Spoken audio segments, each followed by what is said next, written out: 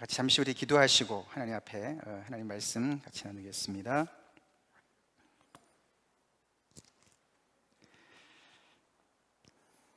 우리의 찬양을 받으시기 합당하신 하나님 아버지, 감사합니다. 오늘 귀한 예배에 저희 한 사람 한 사람 불러주시고 신령과 진정으로 하나님의 존전에서 하나님을 향해서 찬양하게 하시고 예배하게 하시는 데 감사드립니다.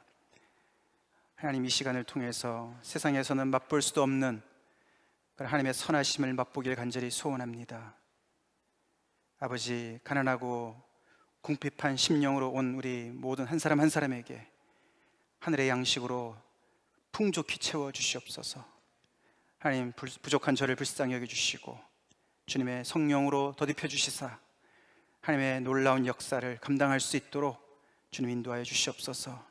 저희 모든 생각과 입술을 주장하여 주시고 하나님의 이 정말 살아있는 말씀이 아버지 온전히 선포될 수 있도록 역사하여 주시옵소서. 예수님의 이름 받들어 간절히 기도 올려옵나이다. 아멘. 오늘 다 같이 우리 본문 말씀 사도행전 5장 38절부터 42절까지 함께 읽으시고 하나님 말씀 나누겠습니다. 이제 내가 너에게 말하노니 이 사람들을 상관하지 말고 버려두라.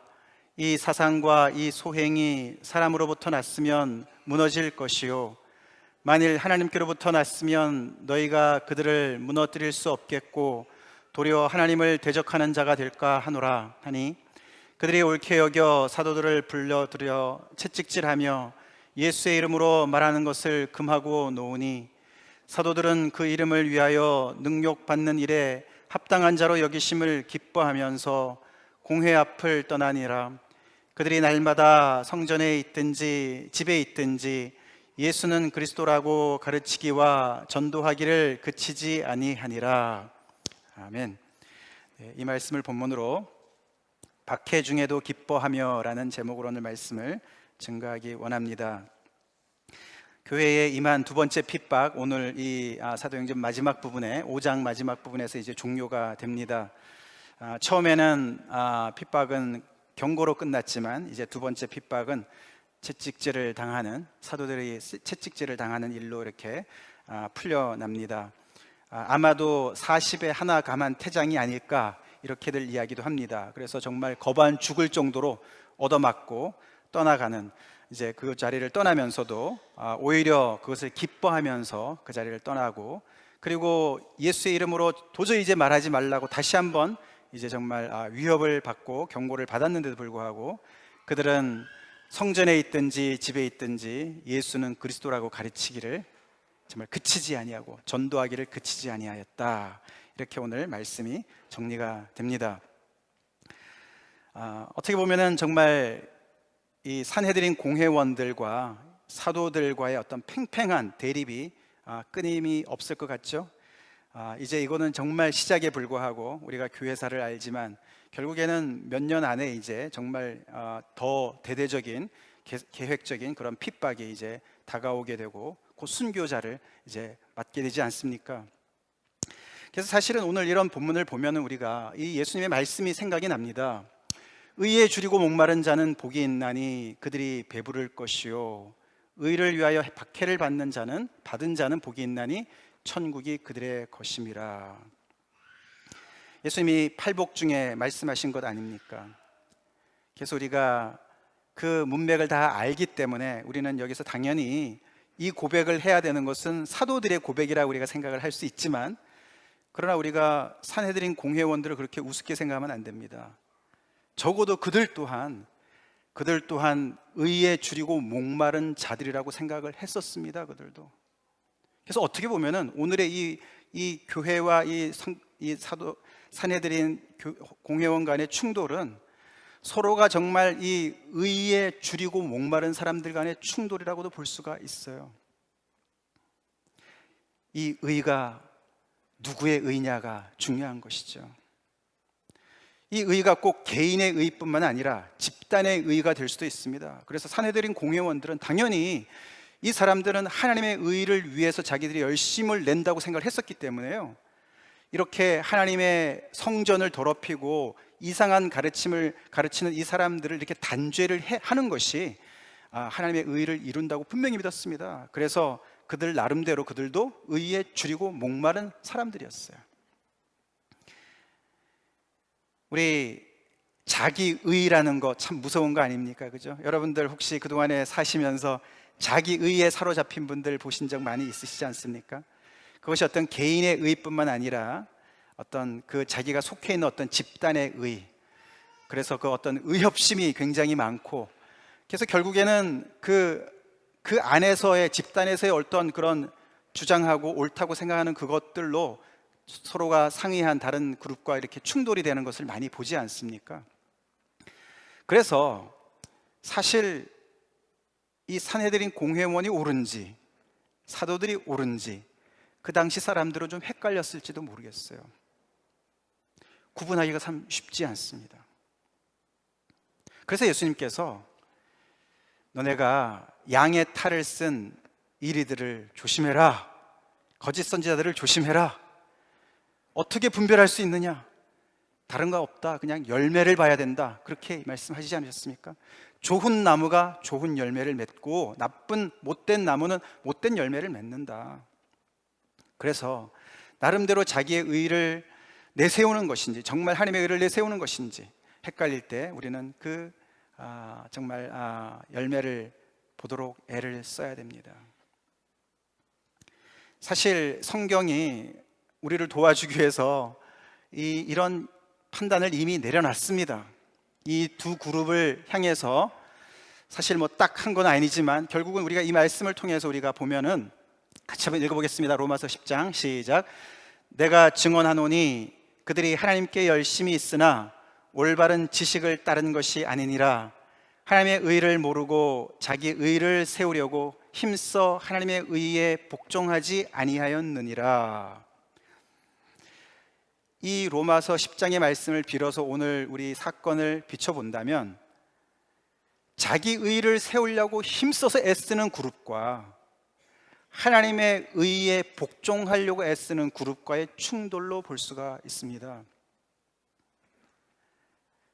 근데 사실 산헤드린 공회원들은 거기 자기 의 위에다가 하나님의 의를 덧입혔죠. 종교적인 의를 덧입혔죠. 사실 자기 의에다가 종교적인 신념까지 가미를 한 그런 경우 굉장히 말리기 어렵습니다. 오늘 사실 이런 제자들 보면서 정말 그냥 죽이겠다고 얘기했는데도 불구하고 그냥 나가자마자 또 말씀을 전하지 않습니까? 그걸 보면서 혹시 정말 이렇게 종교의 그냥 이렇게 광신자들 생각나지 않습니까? 그렇게 혹시 여러분들 생각나지 않으세요? 진짜로 이 종교적인 어떤 신념이 이렇게 무섭구나, 그런 생각이 들지 않습니까? 그러면서 요즘에 IS 테러리스트들도 생각나지 않습니까? 이 모든 사람들이 나름대로는 굉장히 자기는 의롭다고 생각을 하고요, 자기는 옳다고 믿고 행동하는 거예요. 저도 그래서 오늘 말씀을 준비하면서 이렇게 제 인생을 한번 돌아봤습니다. 제가 저의 의에 사로잡혀서 살았던 때가 혹시 있었나, 저의 개인의 의뿐만 아니라 어떤 집단의, 제가 속해 있는 어떤 집단의 의에 내가 이렇게 눈이 멀어서 혹시 못 본 적이 있나. 두 가지가 생각이 나더라고요. 하나는 꽤 칭찬받을 만한 일도 생각나고, 한 번은 정말 아주 실패한 생각도 나고. 여러분들도 한번 돌아보시면서 내가 무엇으로 이렇게 열심을 내고 있나. 다시 말해서 지금 오늘 이 산헤드린 공회원들이 이렇게 가지고 있는 권력을 가지고, 파워를 가지고 제자들을 그냥 놔둬도 될 텐데, 놔줘도 될 것 같은데, 가말리엘은 그냥 놔주자고 얘기를 했고, 그게 혹시라도 하나님의 일이면 어떻게 하겠냐, 그래서 그냥 놔두자 이렇게 얘기했는데도 굳이 그들을 때려가지고 채찍질을 해가지고 보내고 다시 위협을 해서 보냅니다. 그러면서 그들은 그 의를 하나님의 의로 착각을 하면서 살아가고 있었습니다. 우리 인생은 어떤 모습인가? 하나님의 의를 모르고 계속 나의 의를 세우려고 그러나 사실 바깥으로는 많은 종교적인 옷을 입고서 말은, 행동은 하나님의 의를 위한다고 생각하지만 결국은 나의 의를 위해서 핏대를 올리고 목소리를 올리고 그러지 않나? 아니면 정말 나는 하나님의 의에 복종하는 사람인가? 이 의가 말이죠, 각자의 의, 자기 의, 나는 옳다, 나는, 항상 우리가 그런 생각 없이 어떻게 살겠습니까? 그죠? 근데 살다 보면 내가 틀릴 경우도 많이 있지 않습니까? 그럴 때 여러분도 어떻게 하십니까? 겸손하게 나의 실수를 인정하시고 받아들이십니까? 내가 속해 있는 그룹이 맞지 않았을 때 정말 거기에서 틀렸구나, 우리가 틀렸다고, 저 사람들이 맞다고, 아무리 그게 원수라 할지라도 맞다고 얘기하는 그런 용기가 있으십니까? 세상에는 많은 의들이 있습니다. 사람들이 100만이면 100만의 의가 있는 거예요. 그래서 다 그것이 서로 충돌을 일으켜요. 근데 거기에서 뭔가 그래도 꽤 어떤 그 공통분모를 찾고, 그래서 집단의 어떤 그런 서로가 자기들의 이익을 지키기 위해서 더 큰 어떤 의를, 더 높은 의를 만들 수도 있겠죠. 그런 의가, 민족과 민족의 의가 서로 부딪히고 싸우고 전쟁을 하고 계속 그렇게 해서 자기들 속에 있지 않으면 다 모든 것이 적이고, 그래서 다 다른 사람들은 틀렸다고 우리가 생각하기 얼마나 쉽습니까? 제가 혈기왕성할 때 대학 막 진학하기 전이었습니다. 그때 제가 이제 그 강릉에 있었을 때인데요, 저희 동네 이제 후배 친구들이, 동생들이 하루는 저한테 왔습니다. 와가지고 이 외부에서 유학을 온 학생들이, 고등학생들이 동네 아이들을 자꾸만 괴롭히고 막 거기서 이제 이렇게 이지매를 하고 막 그런다는 거예요. 그래서 형이 와서 좀 도와달라는 거예요. 제가 조금 운동을 했거든요. 그래서 그래 가보자, 그러고 가봤더니요, 이게 뭐 아니에요. 우리 동네 애들이 오히려 걔들을 막 때려주는 거예요. 그래서 제가 다 데리고, 한 30명 정도를 데리고 이렇게 나중에 가서 가만히 확인을 해봤더니 이 외부에서 오는 아이들이 오히려 박해를 받았어요, 우리 동네 애들한테. 제가 어떻게 했겠어요? 제가 그 우리 동네 아이들의 의의를 조금 넘어서서 공정하게 판단을 했어요. 그래서 저희가 저희 동네 애들을 혼냈어요. 나중에 경찰서에서 이렇게 의로운 사람이 있냐고 막 그렇게 저를 칭찬을 한 적이 한 번 있었습니다. 이렇게 우리가 의의가 약간의 좀 나은 의의가 있어요, 그죠? 근데 제가 실패한 경험은 한 번은요, 우리 교회 이렇게 다 나눠지고 이렇게 각자 이제 우리가 이렇게 독립하기 전에 버클랜드로 같이 있었을 시절에 저는 정말로 이 교회가 너무너무 옳고 잘 가고 하나님께서 기뻐하시는 교회라고 정말 추호도 의심하지 않았고, 그래서 교회에 대해서 나쁜 말을 하고 불평하고 이런 분들 굉장히 이해를 못했어요. 교회에서 적응하지 못하는 분들 굉장히 이해를 못했어요. 그래서 교회를 가르고 나간 분들을 제가 너무 힘들어했어요. 제가 의협심이 있으니까 제가 그걸 가지고 금식 기도를 하러 갔었습니다. 하나님의 도움이 없었으면 저는 그때 그 속에서밖에 생각을 못했을 것 같아요. 근데 하나님께서 놀랍게도 저를 이 바깥에서 이 교회를 볼 수 있는 시각을 주셨어요. 그래서 이 안의 것만 제가 다 옳다고 생각했었는데 하나님께서 다시 이렇게 은혜를 주셔서 바깥에서 이것을 볼 때 그 사람들의 입장이 너무나 이해가 많이 되고, 이게 정말 다 옳은 줄 알았더니 틀린 것이 너무나 많이 있고, 이런 것을 하나님의 은혜로 알게 됐어요. 제가 이런 말씀을 드리는 이유가 있습니다. 여러분들 혹시 이렇게 갈등이 있을 때, 그것이 나는 무조건 옳다, 그것이 많은 경우에 있어서 자기의일 수가 있습니다. 그리고 더 나아가서는 자기가 속해 있는 집단의 의가 될 수가 있어요. 사내들인 공회원들이 바로 그 입장에 지금 있었던 거예요. 그래서 그들은 너무나 철떡같이 믿었기 때문에 자기들이 하나님의 의를 복종하지 않는다고 절대 생각을 못하는 거예요.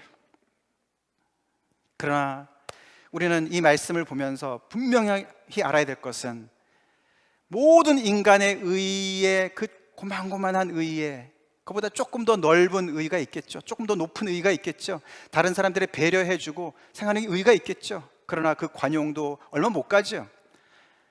근데 그런 모든 의 위에 가장 높은 곳에 하나님의 의가 있는 줄로 믿으시기 바랍니다. 하나님의 의가 가장 보편타당하고 그리고 가장 옳은 의가 아니겠습니까? 가장 높은 의가 아니겠습니까? 그래서 정말 공명정대하신, 공평하신 하나님이 아니겠습니까? 우리가 이 하나님의 의를 붙잡지 않으면 우리는 많은 사람들을 억울하게 할 수가 있습니다. 많은 사람들을 틀렸다고 무조건 믿을 수가 있어요. 이 의. 그래서 오늘 이 말씀은, 사도행전 5장의 이 충돌은 하나님의 의를 앞세우지만은 결국에는 자기의 의를 내세우는 이 산헤드린 공회원들과 그 다음에는 하나님의 의에 복종하는 제자들 간의 그런 충돌로 봐야 됩니다. 그러면 어떻게 하는 것이 자기의 의를 세우고 어떻게 하는 것이 하나님의 의에 복종하는 모습일까? 그것은 예수님께서 아주 비유로 정확하게 말씀을 해주신 적이 있습니다. 이 바리새인 기억나시죠? 비유로 말씀하셨습니다. 예수님께서 서로 따로 서서 따로 기도해서 이르기를 하나님이여 나는 다른 사람들 곧 토색, 불의, 간음하는 자들과 같지 아니하고 이 세리와도 같지 아니함을 감사하나이다. 나는 일에 2번씩 금식하고 또 소득의 11조를 드리나이다. 이렇게 자기를 높이는 사람의 기도를 예수님께서 비유로 말씀해 주시고, 그 다음에는 반대로 거기에 세리라는 사람이 옆에서 멀리 서서 감히 눈을 들어 하늘을 쳐다보지도 못하고 다만 가슴을 치며 이르되 하나님이여 불쌍히 여기소서 나는 죄인으로소이다. 이 두 사람을 예수님께서 비유로 대조해 주시지 않았습니까? 바리새인이 자기 의를 세우는 사람이죠. 세리는 하나님의 의 앞에서 자기는 죄인일 수밖에 없는, 저는 죄인입니다, 하늘을 우러러 보지도 못하는 죄인입니다. 그래서 하나님의 의에 복종하는 모습을 보여주죠. 하나님의 의에 복종한다 그래서 이 마치 우리가 위에 있는 바리새인처럼 이런 토색, 불의, 간음하진 자들과 같지 않고 의롭게 살아서 하나님의 의에 우리가 늘 부합하는 의로운 삶을 살 때에 우리가 하나님의 의를 복종한다고 우리가 생각하기 쉬운데 그렇지 않아요. 첫 번째 단계는 하나님의 의 앞에 우리는 압도돼요. 이 세리가 바로 그런 상황이에요. 바리새인은 하나님이라고 부르긴 했지만서도 하나님은 존전이 없어요. 그저 하나님 앞에서 자기 자랑만 내세우고 옆에 있는 세리와 비교하면서 자기의 상대적인 의에 도취된 모습을 보여주고 있을 뿐입니다. 그래서 우리는 하나님의 의에 복종한다는 게 과연 무엇일까 생각해 보시죠. 여러분들은 하나님의 의에 복종하신 분들이십니까? 그게 세리의 모습이라니까요. 세리는요, 다른 건 몰라요. 정말 우리가 조금 전에 찬양했지만 있는 모습 그대로 우리가 하나님 우리를 사랑하시는데, 그런데 어떻게 해요? 그 전에 먼저 오는 것이 의로우신 하나님 앞에서 감히 눈을 들어서 하늘을 쳐다볼 수가 없을 정도의 하나님의 임재 앞에 자신의 모습을 보는 것이 하나님의 의에 복종하는 것이에요. 믿으면 아멘 하시기 바랍니다. 바로 그 과정이 필요한 것이죠. 하나님께까지 가야 돼요. 얼마나 우리는 내 옆에 있는 사람들, 내 주변에 있는 사람들과 의의를 서로 견주면서, 지난주에는 우리가 어떤 그런 가난을, 절대적인 가난을 얘기했다면 오늘은 절대적인 의의를 생각해야 돼요. 상대적인 의의에 잡혀서 나는 저 사람보다 의로워, 나는 우리 동네 애들보다 의로웠어, 그런 것이 아니라는 것이죠. 하나님까지 올라가야 됩니다. 하나님의 의 앞에 굴복하는 것이 하나님의 의에 복종하는 것이에요. 저희가 보스턴에서 사역할 때 그 허씨 종친회의 회장이라는 분이 한 분 계셨습니다. 거기에 잠깐 훈련 받으러 오셨던 목사님 부부의 사모님의 아버님이셨는데, 이제 그 아버님은 아직 예수님을 안 믿으신다는 거예요. 그래가지고 저한테 이제 좀 전도 좀 부탁하셔가지고 그 아버님이랑 이제 시간을 좀 이렇게 보내면서 가만히 보니까 이분이 기회만 있으면은 족보를 얘기하시는 거예요. 허씨 족보. 이분이 이제 허씨 전체, 한국 전체에서요, 이 족보의 그 종치내시니까 뭐 달달 꿰시는 거예요. 그래서 제가 이분을 어떻게 전도를 했겠습니까? 이 성경에 족보가 많이 나옵니다. 그러니까 관심을 있어 하시더라고요. 굉장히 관심 있어 하세요. 성경에 족보가 얼마나 많이 나오는지. 그래서 제가 좀 찾아드렸어요. 마태복음하고 누가복음을 찾아드렸어요. 근데 아버님이 족보를 파시려면 더 파시라고 계속 파셔가지고 아담까지 가셔야 되고, 더 파시면 하나님까지 갑니다. 이렇게 제가 전도한 적이 있습니다. 맞습니다. 우리의 의도 하나님까지 파야 됩니다. 하나님께까지 이르러야 돼요. 그러면 우리는 어떤 결론에, 우리가 이 성경에 나오는 하나님의 이 결론을 우리는 듣게 돼요. 같이 읽어보겠습니다. 기록된 바 의인은 없나니 하나도 없으며 깨닫는 자도 없고 하나님을 찾는 자도 없고 다 치우쳐 함께 무익하게 되고 선을 행하는 자는 없나니 하나도 없도다. 이게 과장적인 표현 같지 않습니까? 근데 그게 아닌 거예요. 하나님의 절대 의 앞에서 얘기하는 거예요. 지금 왜 세상에 의인이 없습니까? 이순신 장군 의롭지 않습니까? 나이팅게일 의롭지 않습니까? 의롭죠. 우리 인간의 눈에는 의롭죠. 그러나 하나님의 눈에는 의로운 자가 없다라고 말씀하신 줄 믿으시기 바랍니다. 하나님 앞에까지 간 거예요. 깨닫는 자도 없고 하나님을 찾는 자도 없고, 우리 나름대로 명상하고 사색하고 절대자를 우리가 운운하지만 정말 모든 것들이 다 그냥 도토리 키재기인 거예요. 정말로 하나님을 찾는 자가 없다고 하나님이 선언하시는 거예요. 그래서 선언하는 자가 없다, 하나도 없다. 이것이 어미하신 거룩하신 하나님의 선언인 거예요. 그래서 이 선언 앞에서 정말 하나님의 의에 굴복한 자의 고백은 이겁니다. 무릇 우리는 다 부정한 자 같아서 우리의 의는 다 더러운 옷 같다. 이사야의 고백입니다. 그래서 하나님의 의에 복종한다는 것은 하나님의 이런 선언에, 하나님의 의로운 그 시선 앞에 우리 모두는 죄인인 것을, 의로운 자가 하나도 없다는 그 하나님의 선언에 항복하는 것인 줄 믿으시기 바랍니다. 그것이 하나님의 의에 복종하는 것이에요. 그것이 복종하는 것입니다. 그래서 하나님께서는 우리 스스로는 하나님 앞에 의로워질 수가 없기 때문에 우리가 잘 아는 복음의 이야기가 거기서 나오는 거 아닙니까?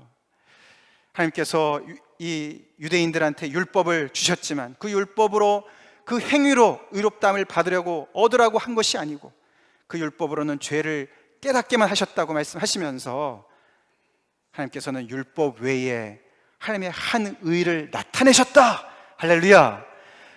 인간으로서는, 인간의 자기 의로서는 도저히 이 거룩하신 하나님 앞에 설 수 없고 그 의를 이룰 수 없기 때문에 하나님께서는 율법 외에 하나님의 한 의를 나타내셨는데, 그 나타내신 의가 바로 예수 그리스도를 믿는 의라는 것이에요. 이것이 하나님의 해결책입니다. 그래서 힘써서 자기의 의를 세우던 인생에서 돌이켜서 하나님의 의에 복종하는 인생은 뭐냐 하면은, 하나님의 의로우심의 그 판단 앞에 아멘으로 동의하고, 그 다음에는 하나님께서 해결책을 마련해 주신 이 해결책에 아멘으로 화답하는 것을 여러분 믿으시기 바랍니다. 그것이 하나님의 의에 복종하는 것이에요.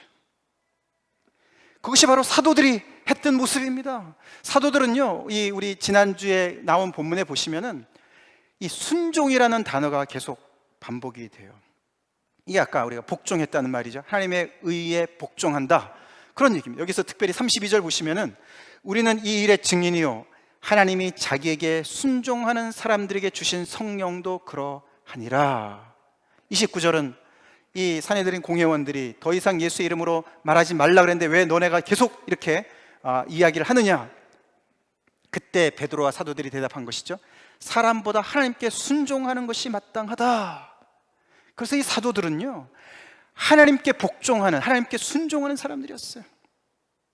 그것은 하나님의 말씀에 따라서 순종해서 의로운 행동을 했다, 그런 순종 이전에 무슨 순종요? 무슨 복종요? 하나님의 의, 하나님께서 세우신 절대적인 의 앞에 우리는 의롭지 않다는 것을 인정하고, 그 하나님께서 이뤄놓으신 그 의 앞에, 하나님께서 이뤄놓으신 모든 의 앞에 맞습니다, 그 길밖에 없습니다 라고 복종한 줄로 믿으시기 바랍니다. 이게 바로 그 얘기예요. 하나님이 자기에게 순종하는 사람들이라는 게 바로 그겁니다. 이 안에 바로 복음 이야기가 나오지 않습니까? 우리가 여러 두 주에 걸쳐서 자세히 살펴본 말씀이잖아요. 30절 31절 말씀 같이 한번 읽어보겠습니다.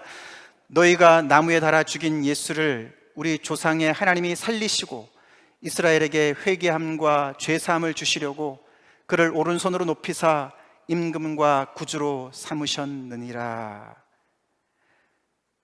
주어가 하나님이세요. 하나님이 하신 일을 얘기하고 있어요. 그 하나님이 하신 일을 아멘으로 화답하는 것이 순종하는 것입니다. 복종하는 것입니다. 무슨 일을 하셨습니까? 하나님께서는 이 이스라엘 백성들의 조상으로서 그 오래전부터 예정하시고 말씀해 주신, 약속하신 그 예수님을 살리셨다. 뭐라고 했습니까? 예수님을 일으키셨다. 메시아를 일으키셨다. 하나님이 하셨습니다. 그리고 그 하나님은 이 예수님을 통해서 이스라엘에게 회개함과 죄사함을 주시려고 하셨습니다. 하나님이 하신 일이에요. 왜요? 아까 보셨지만 스스로는 한 사람도 하나님을 찾는 자가 없고 스스로는 하나님 앞에 의로운 자가 없기 때문에 하나님께서 예수를 일으키시고 예수님을 통해서 회개함과 죄사함을 주실 수밖에 없었던 것이죠. 선물로 주실 수밖에 없었던 것이죠. 그리고 그 예수님을, 죽은 나무에 달아 죽인 예수님을 그의 오른손으로 높이시고 다시 부활시키셔서 다시 살리셔서 임금과 구주로 삼으신, 이 모든 것을 하신 일이 이분이 하나님이신 것이죠. 그 하신 일을 아멘으로 화답하는 것이 순종하는 것입니다. 믿으십니까? 하나님이 자기에게 순종하는 사람들이라는 것이 그게 바로, 여러분들은 이 복음의 사건 앞에 아멘으로 순종하십니까? 아멘으로 받아들이십니까? 하나님이 하셨다. 아니면 아직도 그 알량한 자기의에 사로잡혀 계십니까? 그 자기의가 옆에 많은 자기를 서로가 영광을 주고받는 사람들이 많기 때문에, 우리는 그룹이 세기 때문에 우리는 진짜로, 우리의 의는 진짜 맞아, 우리의 의는 진짜로 하나님께서 인정하시는 거야, 그런 착각 속에 있으십니까? 정말로 세리처럼 하나님 앞에 감히 하늘을 쳐다보지도 못하고 가슴을 치면서 하나님이여 불쌍히 여기소서, 그 이야기밖에 할 수 없는 죄인인 것을 아십니까? 복음에 순종한다는 게 바로 이거예요. 30절 31절에 이 하나님께서 당신의 아들을 투자하시고 당신의 영을 보내주시고 성령을 보내주셔서 새롭게 하시는 이 놀라운 일, 인류 전체 역사에 단 한 번 일어난 일, 이 일을 아멘으로 화답하는 것이 그 일에 복종하는 줄 믿으시기 바랍니다. 그것이 바로 하나님의 의에 복종하는 것이에요. 우리가 로마서에 보면 조금 다른 표현으로 이렇게 나오는데요,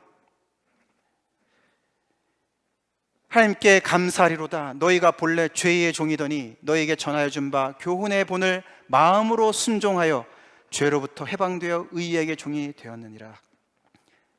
이 복음 앞에 하나님의 의에 복종한 사람들의 그 내용을 조금 더 자세하게 설명하는 것인데, 마음으로부터 순종했다. 그 앞에 교훈의 본을 마음으로부터 순종했다. 이 본이라는 말이 본이에요. 본, 패런. 우리 옛날에 옷 이렇게 디자인할 때, 그죠? 재단할 때 본 있지 않습니까? 그 얘기를 하는 거예요. 교훈이 바로 복음이에요. 이 하나님의 의에 복종했다는 말은 뭐냐면요, 복음이라는 그 틀 안에 주형 있죠? 이렇게 뭔가 우리가 이렇게 몰드 할 때 말이죠, 이렇게 주형 뜰 때, 본을 뜰 때 말이죠, 이렇게 주형이 있지 않습니까? 틀이 있지 않습니까? 거기에 이렇게 쇳물을 부어가지고 그 틀대로 이렇게 빚어지지 않습니까? 그래서 우리가 이 복음을 받은 사람들이 어떻게 하나님 앞에 의의 종이 되냐 하면요, 우리가 다시 다 하나님의 은혜로 녹아져서 복음이라는 틀 속에 다시 부어져서 이렇게 하나님께서 주물럭 하셔가지고 우리를 빚으신다는 얘기예요.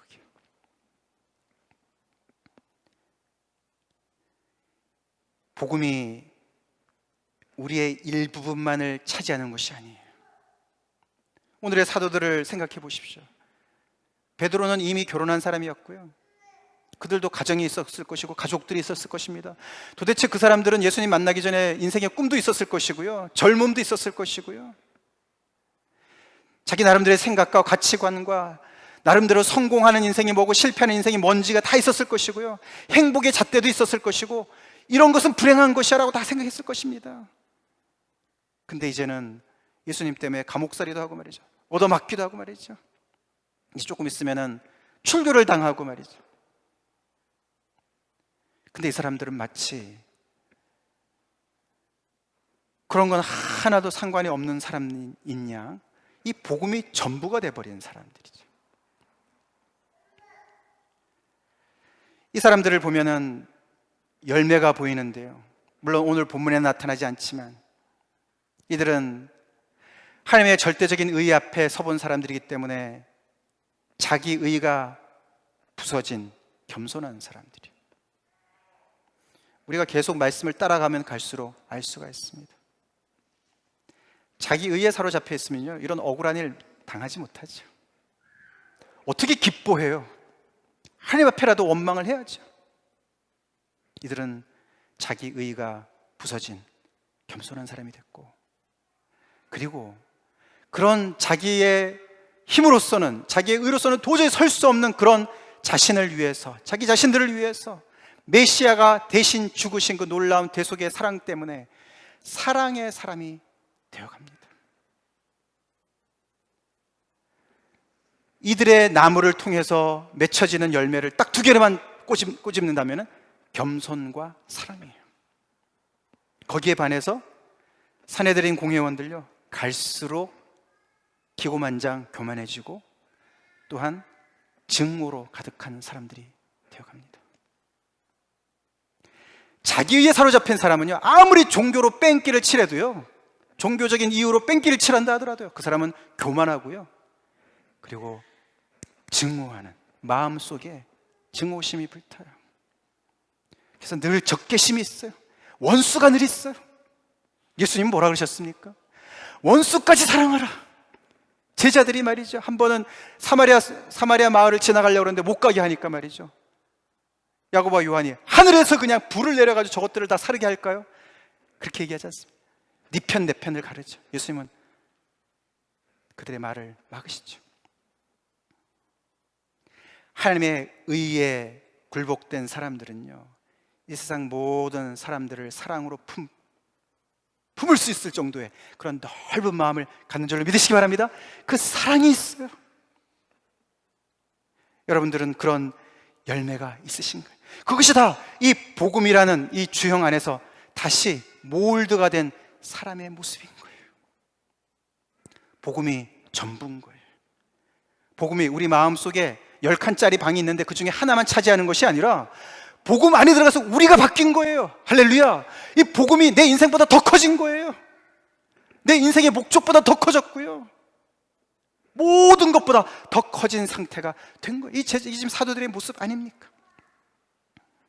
그래서 그들은 이 복음으로 점점 더 하나님 앞에 겸손할 뿐만 아니라 사람 앞에 겸손해지고, 그리고 사람만 사랑할 것이 아니라 하나님도 사랑하는 그런 놀라운 사람들로 변해가는 것을 우리는 보게 되고, 또한 교회사 쪽으로도 그렇고, 아시다시피 이런 박해는 점점 더 강도를 높여서 순교자를 많이 내지 않았습니까? 그래서 2세기 말에 터툴리안이라는 사람이 있었습니다. 그분이 그런 말을 했습니다. 순교자의 피가 교회의 씨가 되었다. 그렇게 얘기합니다. 신기합니다. 예수님께서 이 땅에 계실 때도 그렇게 많은 핍박을 받으셨고요, 하나님의 나라의 맛을 보면 볼수록, 하나님의 나라의 영광이 드러나면 드러날수록 사단은 더 기승을 부리고 결국은 그 예수님을 죽이지 않았습니까? 예수님의 제자들도 마찬가지예요. 예수님께서 이미 제자들과 함께 있으실 때 이런 말씀을 하시지 않았습니까? 내가 너에게 어두운 데서 이러는 것을 광명한 데서 말하며 너희가 귓속말로 듣는 것을 집 위에서 전파하라. 이들은 복음에, 하나님의 의에 복종하면서 그 복음을 받아들였고, 그 복음이 그들 속에 들어왔지만은 복음 속에 그들이 들어가서 이렇게 주형을 다시금 몰드가 되면서 거기서 그치지 않고 이 복음을 전파하는 사람의 그 순종의 삶까지 갔습니다. 왜냐하면 예수께서 분명히 말씀하셨죠. 우리가 이렇게 골방에서 얘기하고 있는데 너네는 곧 광명한 데서 말할 거야. 시장에서 얘기할 거야. 시장 바닥에서 얘기할 거야. 우리가 이렇게 귓속말로 듣는 것을 집 위에서 전파할 거야. 할렐루야. 복음은 절대로 사적이고 지극히 개인적인 것만이 아닙니다. 우리가 죄사함 받은 것 당연히 개인적인 것이죠. 그러나 예수님이 뭐라고 했어요? 임금이라 그러셨어요. 온 우주의 임금 되십니다. 할렐루야. 그래서 이 복음은요, 나 혼자만 그냥 이 예수님을 나 혼자만 이렇게 믿고서 어디 뭐 무슨 우상단지 모시듯이 말이죠, 혼자만 가만히 비밀스럽게 아니라는 거예요. 우리가 이 모습을 보면은요, 이 말씀이 생각납니다. 출애굽기 2장, 레위 가족 중 한 사람이 가서 레위 여자에게 장가들어 그 여자가 임신하여 아들을 낳으니 그가 잘생긴 것을 보고 석 달 동안 그를 숨겼으나 더 숨길 수가 없게 되매. 누구 얘기합니까? 모세 이야기죠. 석 달까지는 그래도 아기 울음을 조금이라도 이렇게 잠재울 수가 있었던 것이죠. 주변의 사람들이 못 들을 수가 있었던 것이죠. 근데 석 달을 지나니까 우리 저 뒤에 있는 아이들처럼 이야기를 뭐 계속 울고 말이죠. 뭐 소리가 점점 커지지 않습니까? 생명은 감출 수가 없어요. 예수님께서도 당신의 공생애를 시작하실 때 병을 고쳐주시면서, 문둥병자를 고쳐주시면서 조용히 하고 아무한테도 얘기하지 말고 제사장에 가서 얘기해라. 근데 그걸 얘기를 하지 않습니까? 그래서 예수님의 운신의 폭이 점점 좁아지시고, 왜냐하면 예수님께서는 계속 이 복음을 전파하시고 하실 일이 아직 있으신데 예수님의 이 정체가 너무 빨리 드러나게 되면 안 되시니까. 근데 예수님의 생명이 어떻게 감춰질 수가 없는 거예요. 교회도 마찬가지. 지금 교회도 이미 너무 커가지고 말이죠, 생명력이 너무 왕성해져가지고 어떻게 감춰지질 못해요. 그래서 점점 더 퍼블릭 도메인에, 공공장소에 이 복음이 쏟아져 가기 시작하는 거예요. 여러분의 개인 신앙은 어떻습니까? 복음이 아직도 용케도 여러분 속에만 있습니까? 3개월 된 아이만도 못하게 말이죠, 여러분의 생명이 그밖에 안 됩니까? 그래서 한 번도 여러분들을 통해서 복음이 바깥으로 나가질 않고 말이죠, 아직도 여전히 어두운 데서 귓속말로 하듯이 그렇게 복음이 여러분 속에 갇혀져 있습니까? 아니라는 거예요. 교회가 더 이상은 이제 자기네 어떤 그 정체를 감출 수가 없었어요. 이들의 이 교회의 그 위력이 드러나면 드러날수록 사단은 점점 더 기승을 부리게 되는 것을 우리가 봅니다. 우리의 신앙은 어떻습니까?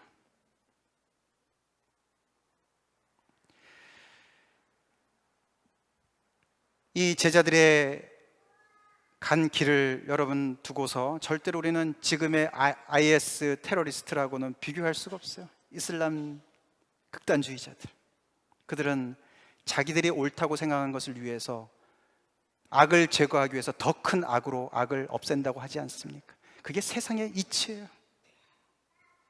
그것은 사람들의 일이에요. 예수님은 그렇게 하지 않으셨어요. 어떻게 하셨어요? 반대로 선으로 악을 이기셨습니다. 할렐루야! 할렐루야! 십자가로 악을 이기셨습니다. 당신이 지고서, 당신이 죽고서 악을 이기셨습니다. 예수님의 제자들도 마찬가지예요. 이들이 이렇게 얻어맞으면서도 정말로 40에 하나 감 한 매를 맞았다면요, 그거는 다 죽은 거예요. 그런지 모르지만, 그런데도 어떻게 이렇게 기뻐하면서 나가자마자 그들이 자존심의 싸움을 하는 걸까요? 아닌 거예요.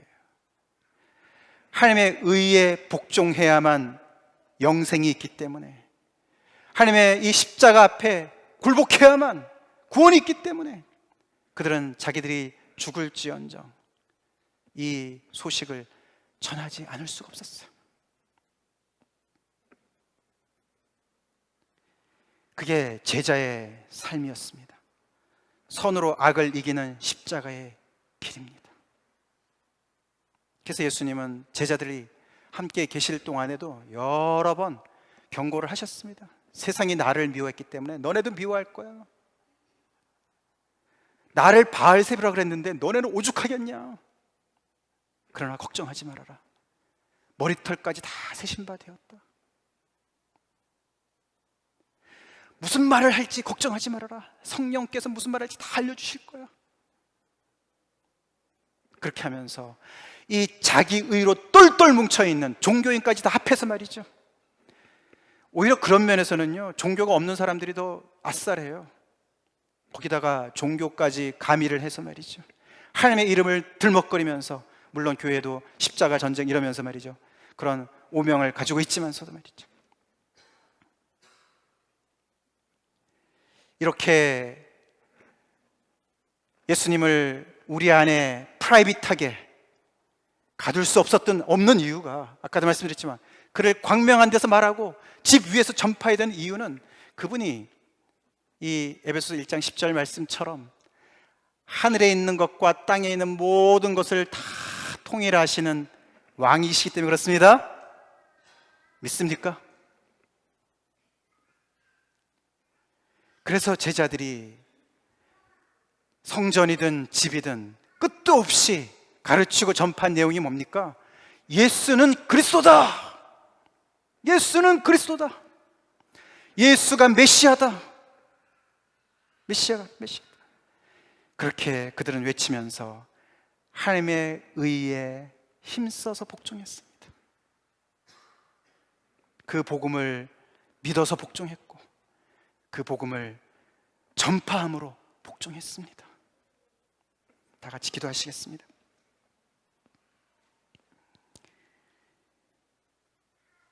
예수님이 여러분에게는 우주의 메시아가 되십니까?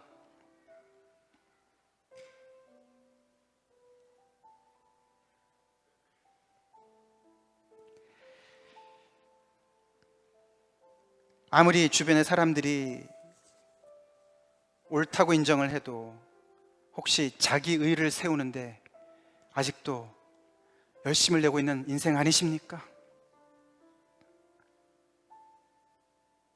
여러 단계가 있죠. 옹졸한 사람들이 있습니다.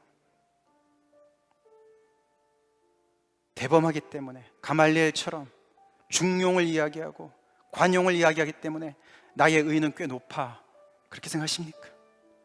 하나님의 의 앞에 오십시오. 하나님에게까지 가십시오. 세리의 그 복된 자리까지 가십시오. 그것이 하나님의 의를 복종하는 자리입니다. 하나님의 의에 복종한다는 것은 하나님의 그 임재 앞에 그냥 무릎 꿇는 거예요. 가슴을 치며 하늘을 감히 쳐다보지도 못하고 불쌍히 여겨주세요. 그것이 하나님의 의에 복종하는 첫 걸음입니다. 그러고 하나님이 우리를 의롭게 하시기 위해서 이루어 놓으신 그 놀라운 복음, 그 복음 앞에 아멘으로 화답하시는 것이 하나님의 의에 복종하는 길입니다. 그럴 때 우리 안에는 우리 스스로는 도저히 흉내도 못 내는 겸손과 사랑이 열매로 나타날 것입니다. 그 생명을 풍기는 사람의 인생은 십자가의 길이에요. 생명이 강해지면 강해질수록 핍박이 더 강해집니다. 주님 안에서 생명을 얻으셨습니까? 근데 아직도 용케 어두운 데서 귓속말로 하듯이 3달도 되지 않은 그런 생명력 같은 그런 신앙생활을 혹시 하고 있지 않습니까? 아직도 숨기고 있으십니까? 당신들의 그 우리의 신앙을 개인의 신앙을 여전히 숨기고 계십니까? 광명한 데서 말하지 못하고 집에서 전파하지 못하고 예수님을 나의 어떤 개인의 소유물처럼 착각하고 있지 않습니까? 예수님은 우주의 메시아십니다. 하늘에 있는 것과 땅에 있는 모든 것들을 다 통일하시를 그런 분이십니다. 그래서 모든 통치와 권세와 능력과 주권과 이 세상뿐 아니라 오는 세상에 일컫는 모든 이름 위에 뛰어나신 분이십니다. 할렐루야! 그분이 그리스도십니다. 그분 앞에 세리처럼 무릎을 꿇으십시오. 나를 불쌍히 여겨달라고 하나님 앞에 나오십시오. 하나님께서는 자기에게 순종하는 사람들에게 회개함과 죄사함과 성령을 선물로 주실 줄 믿습니다. 그 믿음을 가지고 나오시기 바랍니다. 다 같이 기도하시겠습니다. 거룩하신 하나님, 깨닫는 은혜를 허락하여 주시옵소서. 하나님의 말씀이 살아서 운동력이 있어서 좌우의 날성검처럼 그보다도 더 예리하여서 우리의 생각과 관절과 골수를 찔러 쪼개서 우리들의 아버지 누더기 같은 옷을 의를 보게 하여 주시고 하나님의 의에 힘써서 복종하는 복된 인생들로 다 삼아 주시옵소서. 성령님 도와 주시옵소서. 이 복음을 믿어서 복종할 뿐만 아니라 또한 아버지 광명한 데서 전파하고 집 위에서 전파해서 예수가 온 우주의 메시아 되심을 아버지 어디를 가나 증거하는 그런 아버지 복종하는 복음에 복종하는 복음에 몰두된 그런 복된 인생들 다 되게 하여 주시옵소서. 예수님의 이름 받들어 간절히 기도 올려옵나이다. 아멘. 지금은 우리 주 예수 그리스도의 크신 은혜와 하나님 아버지의 극진하신 사랑하심과 성령의 교통 내주 임재하심이 오늘 말씀을 듣고 자기 의를 세우려고 힘썼던 인생 뒤로 하고 하나님의 의에 복종하기로 결단하며 주님 앞에 천부의 의지 없어 손들고 나오는 모든 심령들 머리 위에 지금부터 영원토록 함께 하실 간절히 축원하옵나이다. 아멘.